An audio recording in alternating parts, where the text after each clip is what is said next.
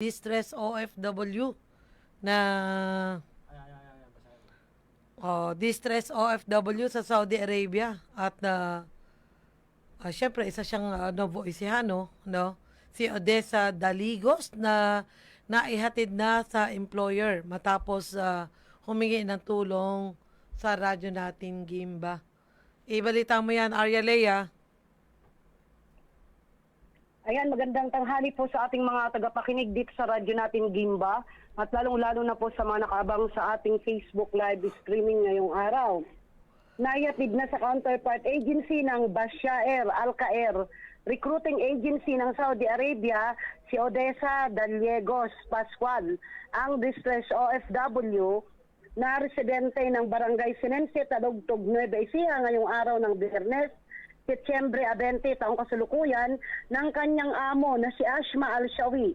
Ayon ito mismo kay Odessa, matapos nating tawagan ang kanyang local agency sa Metro Manila na Top High Global Resources.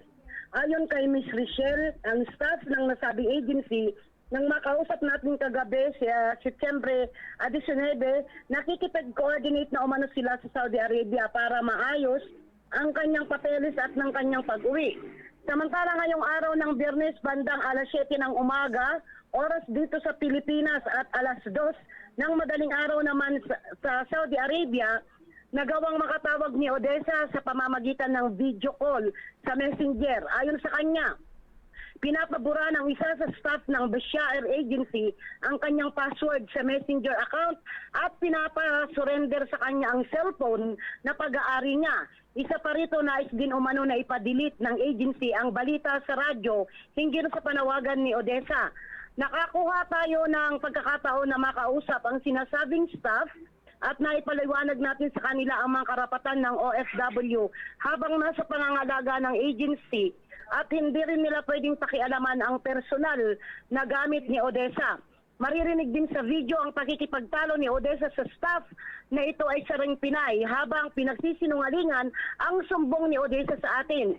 Sa mga oras na ito kasamang G ay nasa POA na rin ang kapatid ni Odessa Daliegos Pascual na si Girlie Tabio para mag-file ng repatriation ng kanilang kapatid at makauwi na lamang dito sa Pilipinas para dito na lamang maghanap buhay.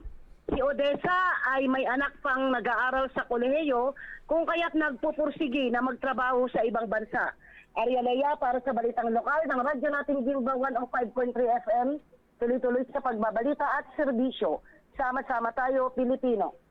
Maraming salamat, Arya Lea. So ngayon, itong si Odessa ay nandun na sa agency niya sa Saudi. Opo, kasamang G. Oo. Hawak ba niya ang kanyang cellphone? Kanina kasamang G kasi nag-video ko na siya, pilit na kinukuha ng staff na Pinay yung cellphone niya pero hindi siya pumayag. Sabi niya, tatawag muna ako sa Pilipinas sa radyo kung kukunin niya ang cellphone. Kung kaya nga po't nakapag-video call siya sa atin at naipaliwanag ko rin doon sa staff na Pinay na hindi niyo po pwedeng kunin ang cellphone ng OFW ng client niyo dahil kailangan niya po yan at bawal po yan dahil personal na gamit niya yan. So yun, So, ibig sabihin, pinayagan siya. hawak-hawak niya ngayon yung cellphone niya. Ay, yung kanyang mga, yung kanyang mga dokumento, hawak na ba niya? Sinabi ko, nasaan yung passport niya? Bakit hindi niya, hindi ipinahawak sa kanya ng amo niya? Bakit wala? Ang sagot kanina ng staff, siyempre po, kinuha po namin yung passport niya kagabi, ma'am, kasi po, ipaprocess nga po yung papeles niya sa pag-uwi niya. Kasi yun ang isang reklamo niya, di ba? Hindi niya hawak yung pasaporte, hindi niya hawak ang lahat ng dokumento niya, hawak ng amo na ginugutom naman sila. So ngayon, okay na siya ngayon. Okay na siya. Si Opo, naghihintay Odessa. na lang po siya. Yes, So yung kanyang naghihintay na lang po kapamilya siya. dito sa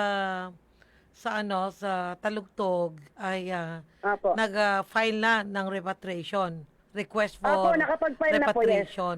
Saan siya nag-file?